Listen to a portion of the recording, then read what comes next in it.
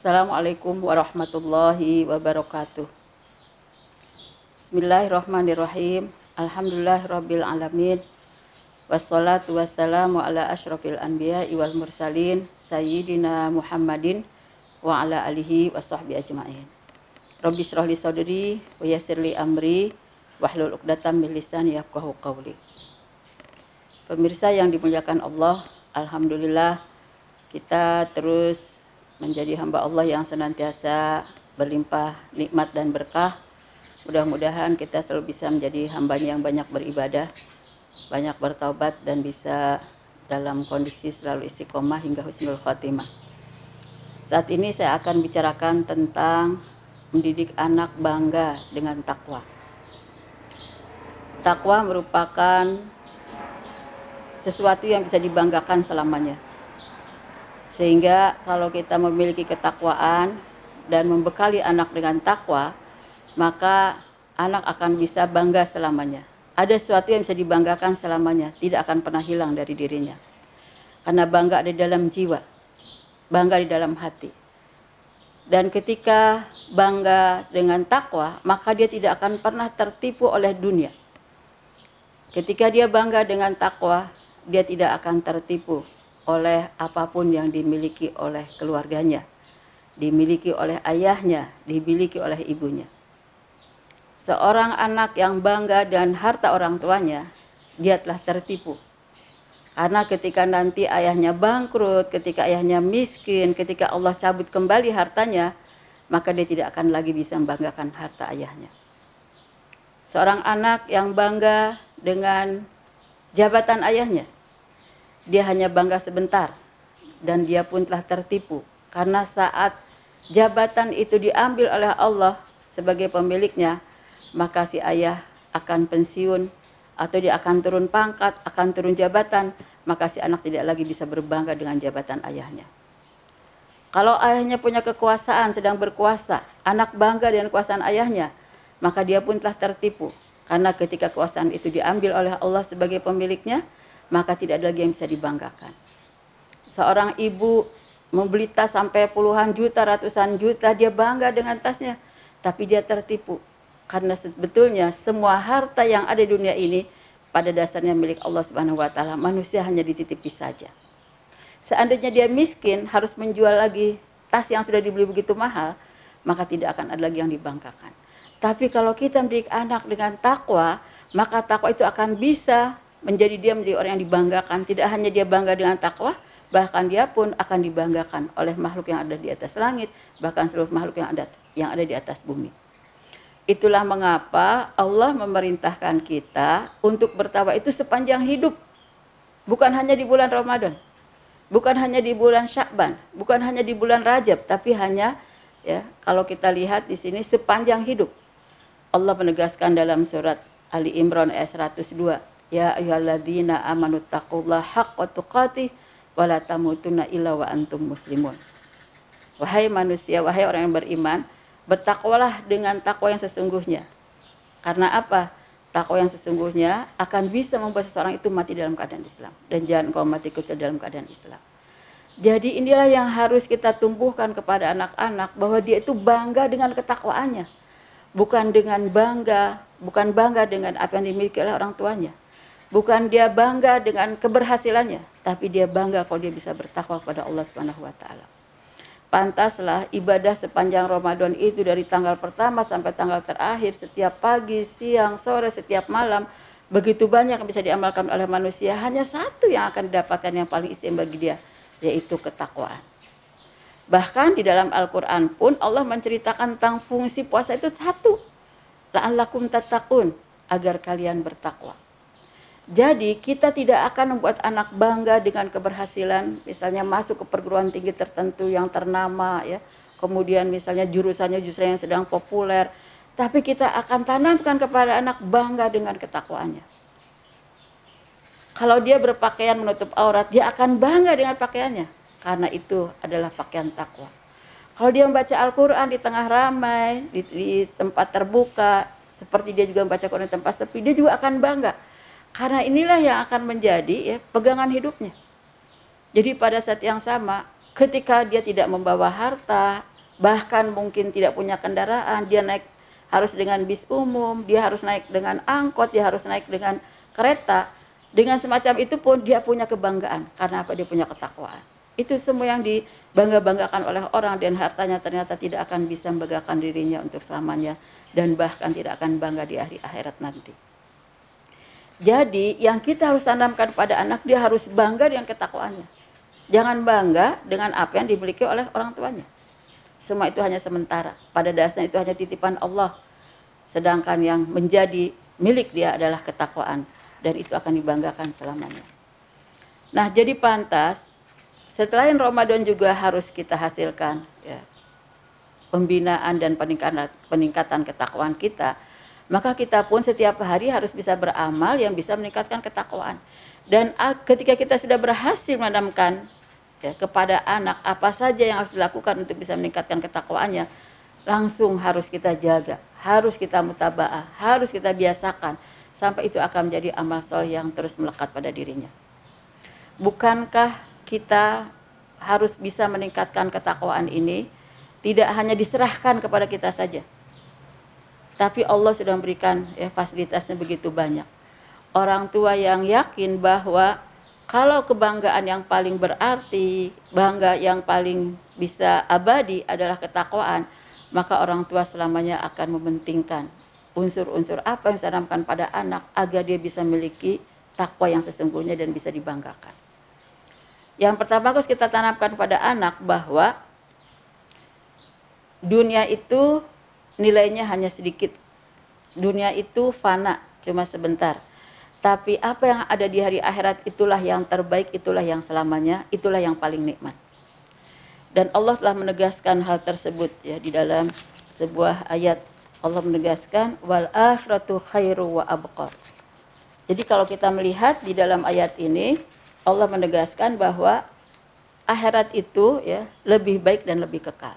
Kita harus menanamkan pemahaman ini kepada anak, bahwa yang kita cari di dunia itu hanya untuk sarana agar bisa mendapatkan nikmat yang terbaik dan yang kekal di hari akhirat. Sehingga kita tidak akan memprioritaskan semua hidup ini untuk berkobar demi kepentingan dunia. Karena dunia itu hanya sebagai jembatan untuk menuju hari akhirat. Dunia itu hanya kita tempat bernaung sementara, tapi tempat kita nanti beristirahat selamanya ada di dalam surga. Jadi wajar kalau seandainya kita harus mementingkan pendidikan akidah kepada anak, pendidikan keislaman kepada anak, karena inilah yang akan bisa mengantarkan anak untuk bisa memahami bahwa yang di hari akhirat itulah yang harus kita tuju sebagai tempat yang terakhir. Dunia akan kita cari, dunia akan kita perjuangkan, tapi dia bukan untuk semata-mata kehidupan dunia. Kehidupan dunia itu akan kita perjuangkan untuk kepentingan hari akhiratnya. Nah, jadi pada saat yang sama, pemahaman semacam ini harus menjadi pemahaman yang pertama bagi anak, sehingga kalau dia misalnya melihat ya, harta ayahnya banyak, kemudian dia bisa ikut menikmati, dia akan bersyukur kepada Allah. Dan selain itu dia akan gunakan untuk kepentingan hari akhirat. Sehingga dia mau bersedekah, dia mau berinfak, bahkan dia mengingatkan zakat pada orang tuanya, bahkan dia tidak ingin menabung untuk masa depan dunia, tapi juga akan menabung untuk masa depan akhirat. Nah, karena itu pantaslah ketika anak sudah memahami bahwa akhirat yang kekal, akhirat yang lebih baik, maka semua usaha dunianya akan ditujukan untuk kepentingan hari akhiratnya. Dan ketika semacam itu, pasti orang tua bangga. Kalau anak nanti sudah dewasa, sudah berhasil, sudah jadi orang kaya, dia akan melihat betapa hartanya bermanfaat di mana-mana. Betapa hartanya tidak hanya dirasakan oleh orang tuanya, ya, oleh anak dan istrinya, bahkan dia akan melihat betapa harta yang dimiliki oleh anaknya itu tersebar manfaatnya di mana-mana, untuk masyarakatnya, untuk keluarga besarnya, untuk kerabatnya, untuk kenalannya, untuk sahabatnya, bahkan sampai yang tidak dia kenal, yang jauh, ketika memang itu adalah orang fakir miskin, akan sampai hartanya kepada mereka. Kalau nanti dia misalnya memiliki ilmu, maka orang tua pun akan bangga, dia akan melihat betapa ilmu itu justru menjadi sumber untuk amal solehnya. Bukankah ilmu yang baik itulah ilmu yang dimanfaatkan, yang diamalkan, tidak hanya oleh untuk dirinya, bahkan untuk orang banyak. Jadi dengan pemikiran bahwa hari akhirat itu lebih baik dan lebih nikmat, lebih kekal, maka insya Allah apapun yang diberikan nikmat oleh Allah, maka setiap anak akan berpikir, nikmat ini akan saya gunakan untuk apa ya supaya nikmat ini sampai ke hari akhirat. Diberi istirahat, dia berpikir, ya Allah istirahat saya bagaimana supaya sampai ke hari akhirat. Diberi misalnya dia bisa belajar dengan baik, diberi kecerdasan, diberikan ide-ide yang bagus, dia berpikir ide apa yang bagus untuk saya agar bisa saya bawa ke hari akhirat. Kalau dia belajar bisa sampai juara, kejuaraan saya ini bagaimana supaya bisa saya bawa ke hari akhirat. Semua nikmat yang diberi oleh Allah selalu dia pikirkan apa yang bisa saya bawa ke hari akhirat. Karena dia selalu berpikir ini belum yang terbaik. Yang saya dapatkan di dunia ini belum yang terbaik. Yang terbaik dan yang paling kekal adalah di hari akhirat nanti. Kemudian yang kedua yang harus kita tanamkan kepada anak adalah ilmu agama. Ilmu agama yang kita berikan kepada anak akan membuat semakin bertakwa. Ilmu agama yang kita berikan pada anak-anak ini akan membuat dia imannya semakin kuat, semakin tinggi, semakin dalam, sehingga akan bisa mencapai ketakwaannya. Sehingga kalau kita memberikan ilmu kepada anak, kita harus cek juga tentang bagaimana sekolahnya, seperti apa kurikulumnya, bagaimana guru-gurunya, bisa jadi kudua apa tidak, bagaimana lingkungannya.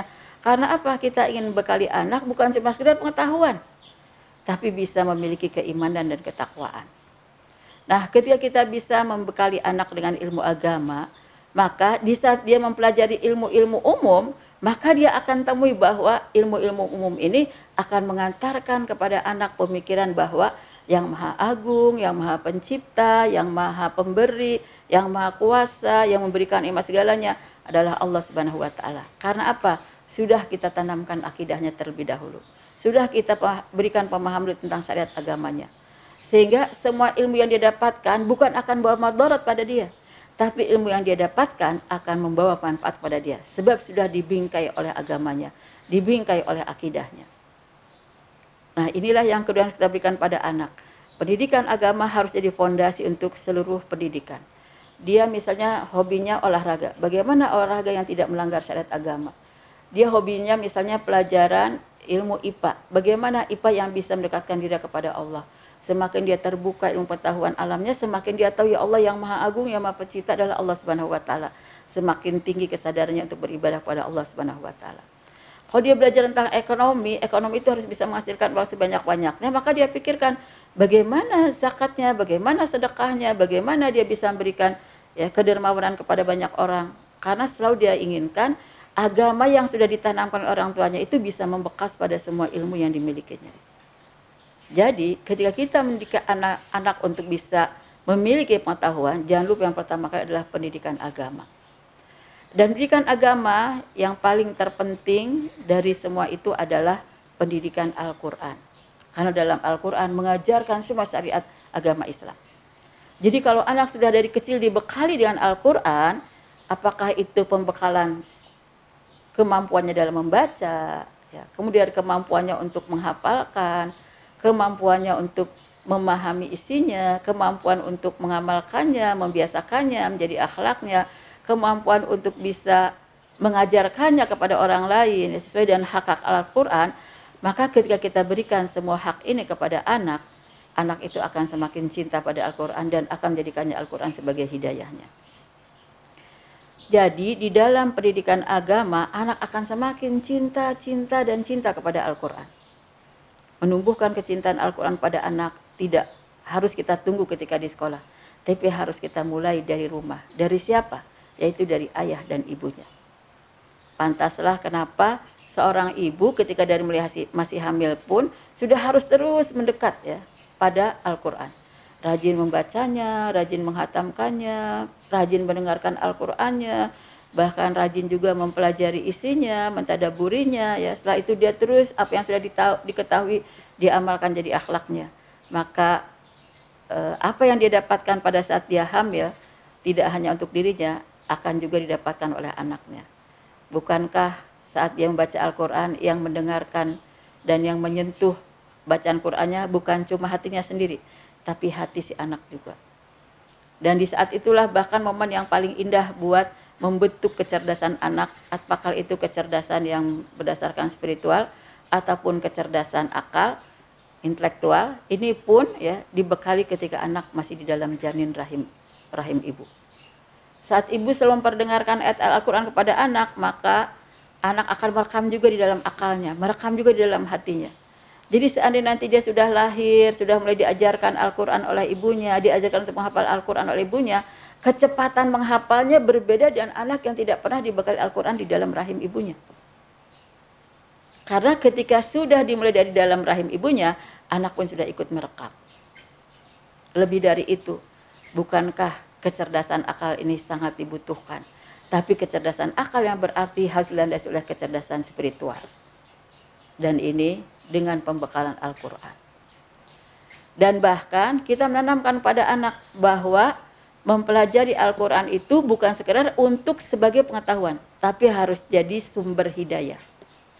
Karena Al-Quran yang diajarkan kepada anak tidak akan mungkin ada arti apa-apa, tidak akan bisa membuat dia semakin beriman, semakin bertakwa, semakin soleh, semakin baik amalnya, kalau tidak dijadikan sebagai hidayah di dalam hidupnya. Jadi kita katakan kepada anak kita, nah sumber kehidupan, sumber pedoman hidup, sumber petunjuk, ya, sumber ide itu ada di dalam Al-Quran. Itulah mengapa Allah menyatakan dzalikal kitabu la raiba fihi hudal lil muttaqin. Itulah Al-Quran, ya, tidak diragukan lagi. Untuk apa? Dia sebagai hidayah bagi orang-orang yang bertakwa. Jadi ketika kita mengajarkan anak untuk cinta pada Al-Quran, jangan lupa bahwa kita harus bisa menanamkan pada anak Al-Quran itu sebagai sumber hidayah. Karena apa? Ada yang kita tuju bahwa dari semua pelajaran yang dia pelajari, dari semua ilmu yang dia miliki, harus bisa meningkatkan ketakwaannya. Karena inilah yang akan menjadi kebanggaan dia selamanya. Nah, inilah yang harus kita berikan kepada anak kita agar anak kita menjadi orang yang bertakwa. Kemudian kita juga harus bisa membekali anak-anak, ya, dengan ketaatannya, kesiapan untuk taat terhadap Al-Quran. Karena Al-Quran bukan sekedar untuk dibaca. Walaupun betul kalau kita baca, kita akan mendapatkan pahalanya. Setiap huruf akan mendapatkan 10 kebaikan. Begitu banyak, ya, akan kita dapatkan pahala ketika kita membaca Al-Quran. Dari mulai surat Fatihah sampai surat An-Nas.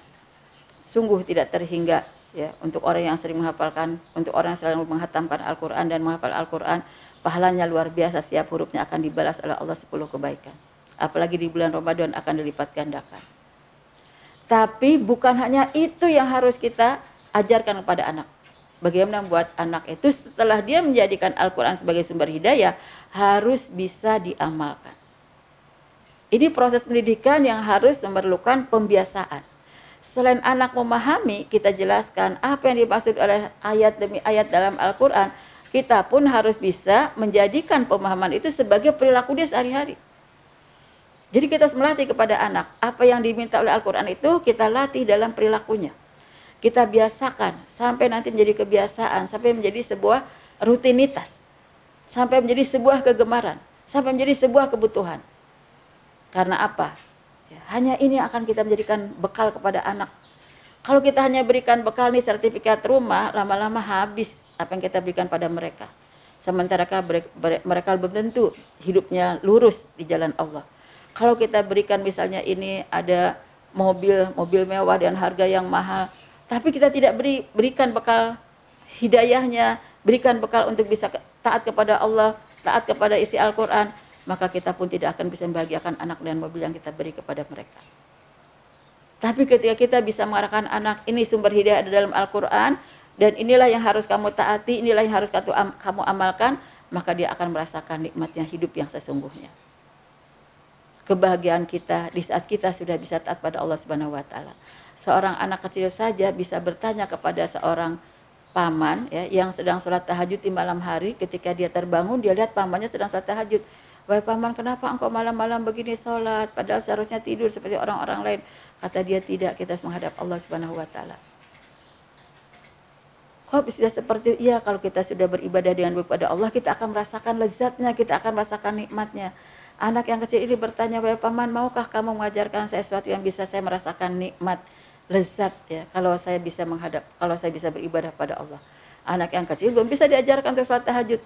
Kata si pamannya, "Kalau gitu katakanlah, ya Allahu naziri, Allah itu melihat aku. Allahu syahidi, Allah itu menyaksikan aku." Sudah dibaca itu terus menerus. Dari beliau, bacalah 7 kali, setelah itu bacalah 9 kali, bacalah 11 kali. Ketika ditanya, setelah dia baca 9 kali, 9 kali, 9 kali, ditanya, "Apa yang kamu rasakan setelah kamu ulang-ulangi ya, kalimat tersebut?" Dia katakan, "Terasa tenang dalam jiwaku." Kata pamannya, "Kalau gitu bacalah 11 kali." Nah, ketika anak sudah kita tanamkan semacam itu, ya, untuk mengamalkan apa yang seharusnya, sehingga dia merasa Allah selalu menyaksikannya, sehingga dia merasa Allah akan selalu mengawasinya, tapi pada saat yang sama Allah selalu membalas yang baik itu dengan kebaikan yang lebih ya. Tapi kalau dia berbuat dosa, Allah akan membalas dengan azabnya dan murkanya yang sangat dahsyat. Jadi pada saat yang sama, anak pun harus diberikan ya pembiasaan, pendidikan agar mereka taat terhadap isi Al-Quran. Sehingga pantas, hak Al-Quran tidak terbatas hanya pada membaca dan memahami, tapi harus dilanjutkan dengan diamalkan. Memang untuk anak-anak yang kecil ini kan prosesnya harus bertahap. Dari mulai yang paling ringan, yang sedikit, sampai nanti kepada yang berat-berat, kemudian sampai kepada yang lama-lama, yang perlu waktu yang panjang. Tapi pada saat yang sama, yang namanya kita mengamalkan isi Al-Quran, itu kan berlaku sepanjang hidup. Jadi pantas kalau dia nanti bisa ditanamkan dari mulai semenjak ya usia dininya sudah bisa ditanamkan tentang pendidikan Al-Quran, maka dia akan gemar mengamalkan Al-Quran ketika dia dewasa. Itulah mengapa pantas ya, sekarang banyak sekali orang tua merasa butuh untuk mencari pesantren Al-Quran, pesantren terpadu yang mengajarkan ilmu agama, ya ilmu umum, ilmu Al-Quran. Karena sudah merasakan ternyata tanpa ilmu agama, tanpa Al-Quran tidak membuat orang tua nyaman ketika anaknya sudah dewasa. Tidak membuat orang tuanya senang ketika mereka sudah dewasa. Tidak membuat orang tuanya bangga ketika mereka sudah dewasa. Pada saat yang sama seharusnya kalau anak sudah dewasa, sudah bisa membahagiakan orang tuanya, tidak membuat orang tuanya pusing, tidak membuat orang tuanya kecewa, tidak membuat orang tuanya menyesal, tidak membuat orang tuanya apalagi sampai misalnya emosi. Tapi membuat orang tua bangga. Karena apa? Kebaikan-kebaikannya. Nah, itulah mengapa kita harus didik anak kita untuk bisa ya, mentaati isi Al-Quran. Tapi ternyata isi Al-Quran yang sudah ditaati ini, maka Allah pun mengingatkannya bahwa itu akan membuat ya, orang itu menjadi orang yang selalu berperilaku ya, perilaku yang lurus. Karena apa? Ketika sudah mempelajari Al-Quran, memahami Al-Quran, dan mengamalkan Al-Quran, ketakwaannya semakin bagus. Bukankah setiap Al-Quran yang ketika dibaca itu akan menambah keimanan? Idza tuliyat alaihim ayatu zadathum imana.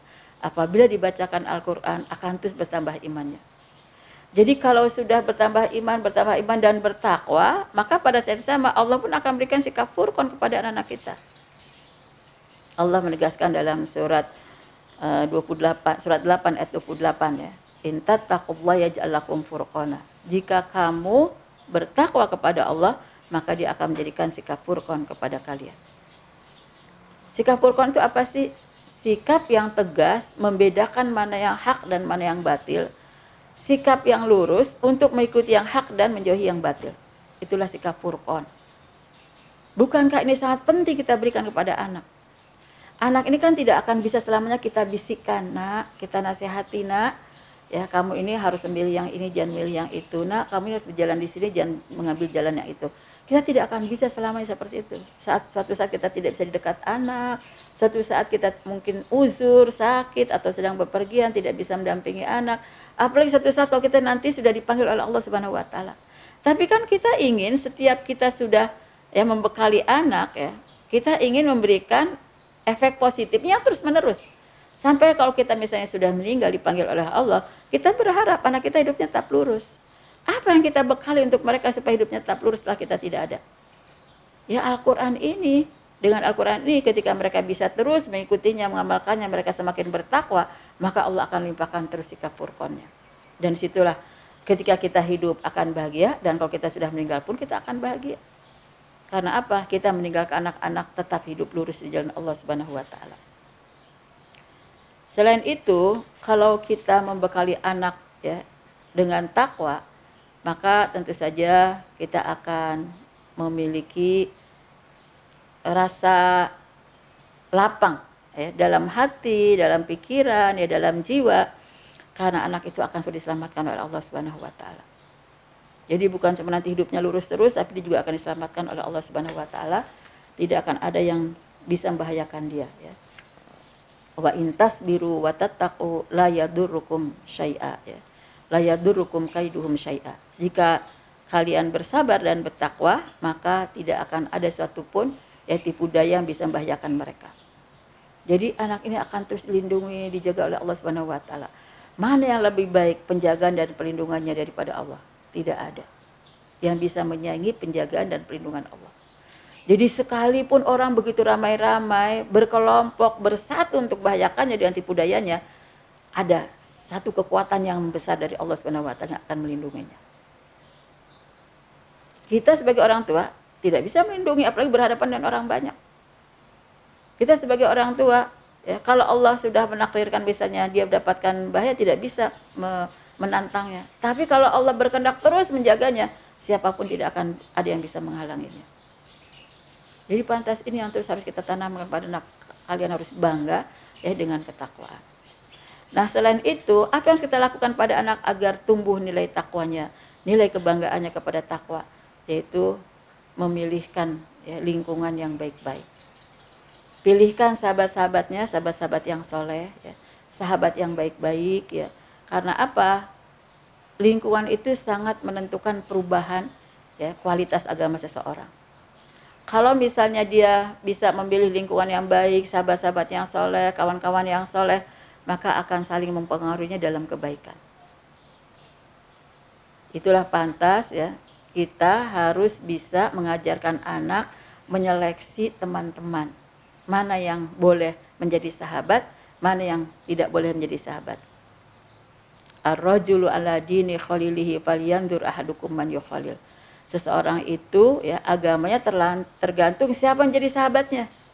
Maka hendaklah salah seorang daripada kalian selalu menyeleksi siapa yang menjadi sahabatnya. Tidak boleh kita sembarangan bergaul, bersahabat dengan orang-orang yang tidak jelas agamanya, yang tidak jelas kepribadiannya, yang tidak jelas ketaatannya, ya, yang tidak jelas bagaimana makan halal haramnya. Sehingga pada saat yang sama, ketika anak dari kecil belum bisa memilih mana teman yang baik, mana teman yang soleh, maka kita harus membawa mereka pada lingkungan yang soleh.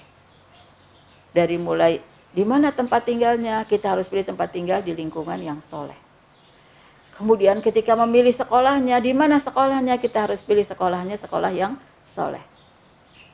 Setelah itu memilih teman-temannya di sekolah, di luar sekolah, cari ya yang soleh. Karena apa? Ini setiap saat akan ya, mempengaruhi kualitas agamanya. Kita ingin kualitas agamanya pertama terjaga karena lingkungannya baik. Yang kedua saling menularkan kebaikan, saling menularkan kesolehan. Sehingga anak itu tumbuhnya di tempat yang sehat dan semakin sehat. Tidak hanya sehat fisiknya, kita berharap sehat juga rohaninya dan sehat amaliyahnya. Nah, karena itu memilih sekolah bukan karena bagus gedungnya, bukan karena terkenal namanya, tapi kita harus perhatikan, apakah ini lingkungan yang akan membuat agama anak kita menjadi lebih baik? Apakah lingkungan ini akan membuat anak kita semakin paham kepada agamanya lebih baik? Saat yang sama dia juga bisa paham terhadap ilmu-ilmu umum yang harus dikuasainya. Ini menjadi sangat penting, karena lingkungan jangankan setahun, 2 tahun, 6 tahun kalau SD. Ya, sebulan 2 bulan saja sudah mempengaruhi, apalagi sampai bertahun-tahun. Tambah lagi nanti SMP-nya, SMA-nya, ya kampusnya. Tapi kalau kita di kampus, selain kita juga memilih nanti lingkungan yang baik, nah kita juga lebih percaya kepada anak kita setelah ditanamkan sampai 17 tahun ini dengan pendidikan yang bagus, kualitas rohaninya bagus, ibadahnya bagus, akhlaknya bagus, pengetahuan yang berdasarkan kepada pemahaman akidah dan agama yang bagus, akan buat mereka punya imunitas sendiri. Sehingga bercampur dengan orang seperti apapun di kampus yang beragam, dia akan punya ya benteng yang sangat kuat, yaitu daya tahan imunitas agama dan ketakwaan. Nah, jadi pantas kita terus harus bisa menanamkan pada anak bangga terhadap ketakwaan. Apa sih keutamaan takwa yang sampai harus kita tanamkan kepada anak-anak ini? Tentu banyak sekali ya. Di samping tadi dia bisa berhidayah kepada Al-Quran ya, seperti dalam surat Al-Baqarah ayat 2 ya.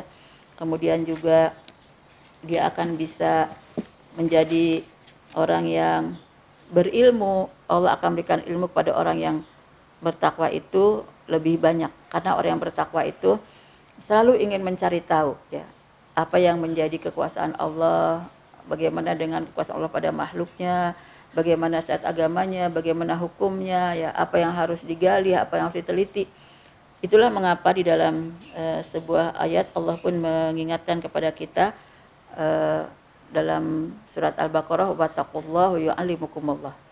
Bertakwalah kamu dan Allah akan mengajarkan kamu, memberikan ilmu pada kamu.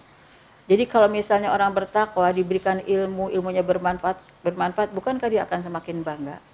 Ya, karena ilmunya bermanfaat, dan bukankah dia akan dibanggakan oleh banyak orang karena orang merasakan manfaat ilmunya. Nah, pada saat yang sama kita mencari ilmu sepanjang hidup, tapi buat apa kalau tidak bermanfaat? Kita mencari ilmu sepanjang hidup, buat apa kalau kita tidak rasakan nanti yang menjadi kebanggaan kita di hari akhirat? Tapi Allah menjamin ilmu kepada orang bertakwa itu menjadi kebaikan-kebaikan. Tidakkah Allah menyatakan ya bahwa Allah akan mengangkat derajat orang yang beriman dan bertakwa. Ya, sekaligus dia berilmu. Yarfa'illahu alladzina amanu minkum walladzina utul ilma darajat. Niscaya Allah akan mengangkat ya, orang yang beriman dan berilmu ya, beberapa derajat. Jadi sudah pasti ini akan menjadi anak kebanggaan. Tidak hanya kebanggaan bagi orang tuanya, tapi akan menjadi kebanggaan bagi masyarakat seluruhnya, bahkan akan menjadi kebanggaan orang yang ada di makhluk yang ada di langit. Nah, keutamaan yang lainnya adalah anak ini akan selalu diberi solusi, diberi jalan keluar. Hidup ini penuh ujian, hidup ini penuh rintangan, hidup ini penuh tantangan, hidup ini penuh problem. Karena apa? Allah sudah menyatakan hidup ini adalah ujian. Alladzi khalaqal mauta wal hayata liyabluwakum ayyukum ahsanu amala. Dialah yang menciptakan ya kematian dan kehidupan untuk menguji kalian semua mana yang paling baik amalnya. Tapi pada saat anak ini menghadapi ujian, cobaan, tantangan, problem, karena dia bertakwa dan kita sudah membekali inilah yang jadi kebanggaan kamu, maka Allah akan berikan. Allah akan hadirkan solusi-solusi, jalan keluar ya, yang akan membuat mereka ya hidupnya tidak dikungkung oleh kesulitan, oleh problem, oleh ujian dan ya oleh tantangan. Karena apa? Begitu tantangan ada, Allah berikan ya solusinya. Begitu ada kesulitan, Allah berikan solusinya. Sehingga ide-ide, inspirasi, ya, petunjuk itu akan banyak terus lahir kepada dia. Sebab Allah selalu mengalirkannya. Bukankah ini disebutkan oleh Allah dalam surat At-Tolak? Wa may yattaqillaha yaj'al lahu makhraja. Barang siapa yang bertakwa kepada Allah, Allah akan terus memberikan jalan keluar. Bahkan lebih dari itu, rizki pun akan dibuka oleh Allah sebanyak-banyak untuk orang yang bertakwa. Orang yang bertakwa itu kan akhirnya bukan cuma ilmunya banyak, tapi juga gemar beramal. Ya, gemar bekerja, bersungguh-sungguh dalam bekerja. Pada saat yang sama rizki begitu mudah datang diberikan oleh Allah Subhanahu wa taala. Sampai bukan cuma bumi yang akan ditaklukkan oleh Allah untuk orang bertakwa, langit pun akan ditaklukkan oleh Allah untuk orang yang bertakwa. Kalau amana ahlal qura amanu wattaqau la fatahna alaihim barakatim minas sama'i wal ardh. Seandainya ya, suatu kampung, satu daerah, satu kota itu mereka orang yang beriman dan bertakwa, maka kami bukakan seluruh keberkahan dari mana saja. Ya, dari langit dan dari bumi. Untuk siapa? Termasuk untuk anak-anak kita. Kita tidak akan meninggalkan mereka ya dalam keadaan serba kesusahan, kesulitan. Karena apa? Rizkinya mengalir terus, ya, keberkahannya hadir terus, bahkan tadi solusinya selalu ada. Tapi pada saat yang sama, anak ini karena bertakwa ya, maka pada saat yang sama yang keluar dari fisiknya, keluar dari hatinya, keluar dari pikirannya, bahkan keluar dari nikmat-nikmatnya, itu bukan kejahatan, tapi kebaikan, kebaikan, dan kebaikan. Itulah mengapa anak yang bertakwa akan selalu melahirkan banyak kebaikan. Dan pada saat yang sama, hilanglah kejahatan-kejahatannya. Dihapuslah kejahatan-kejahatannya. Manusia itu ada nafsu, punya kecenderungan untuk berbuat jahat. Tapi karena dia bertakwa, kecenderungannya keinginannya untuk berbuat jahat dihapuskan oleh Allah Subhanahu wa taala. Wa may yattaqillah yukaffir anhu sayyi'atihi. Kata Allah, barang siapa yang bertakwa kepada Allah maka dihapuskan kejahatan-kejahatannya. Kalau dia punya harta tidak akan terlihat bakhilnya, kikirnya. Ya, kalau dia punya ilmu tidak akan terlihat madorotnya dari ilmunya. Kalau dia misalnya punya usia tidak akan terlihat santainya, ya, kehidupan yang sia-sianya. Tapi yang terlihat itu adalah manfaat dan kebaikan dan kebaikan. Karena apa? Allah sudah hapus kejahatan-kejahatannya. Bukankah ini yang kita inginkan dari anak-anak kita? Nah, karena itu pantas, ya, pemirsa semuanya, bahwa anak itu sebagai amanah, tapi amanah ini kita jaga dan kita besarkan, tumbuh, kembang hidupnya untuk selalu mendapatkan kebanggaan, tapi kebanggaan yang sesungguhnya itu ketakwaan pada Allah Subhanahu wa taala. Dan semoga anak yang dibangun dengan ketakwaan inilah yang akhirnya akan menjadi orang yang paling mulia. Orang yang paling mulia itu sudah ditegaskan oleh Allah bukan dengan hartanya, bukan dengan kekuasaannya, bukan dengan jabatannya, bukan dengan kemewahannya, dan bukan dengan popularitasnya. Tapi yang mulia itu, bahkan yang paling mulia adalah yang paling bertakwa di antara mereka. Inna akramakum indallahi atqakum. Jadi kalau kita membuat anak bangga dengan takwa, ini kita sedang menanam kemuliaan pada anak-anak kita. Menjadi anak yang paling mulia, anak yang paling bermakna, anak yang paling bernilai. Tidak hanya di mata Allah, bahkan di hadapan seluruh manusia. Karena itu kesempatan yang sangat bagus pada bulan Ramadan ini, kita mengajak anak-anak kita untuk memahami bahwa yang terbaik bagi kita adalah menjadi orang yang bertakwa. Bahwa yang terbaik adalah persiapan kita dengan takwa ini untuk bisa menghadap Allah Subhanahu wa taala di dunia dan bahkan nanti di hari akhiratnya. Persiapan untuk bisa menjemput, ya, kebaikan yang tertinggi di bulan Ramadan dengan amal ibadahnya, karena tidak ada yang terbaik yang kita miliki kecuali ketakwaan ini. Sehingga dengan takwa kita akan dijamin dunia dan akhiratnya, dimuliakan di dunia dan di akhiratnya, bahkan dibanggakan, ya, tidak hanya oleh keluarganya, oleh seluruh manusia. Mudah-mudahan ini bisa bermanfaat dan semoga, ya, Allah mudahkan, Allah lancarkan, Allah tunjukkan, ya, dalam usaha mendidik anak-anak kita menjadi anak-anak yang terbaik, tidak hanya menjadi orang yang bangga dengan takwa, tapi menjadi orang yang paling bertakwa, sehingga mereka yang akan menjadi pemimpin bagi orang-orang yang terbaik di muka bumi ini. Karena tidak ada yang terbaik kecuali orang yang bertakwa, tapi yang terbaik dari mereka semua adalah para pemimpinnya. Mudah-mudahan inilah para pemimpin yang lahir dari rahim-rahim kita. Jazakumullah khairan. Assalamualaikum warahmatullahi wabarakatuh.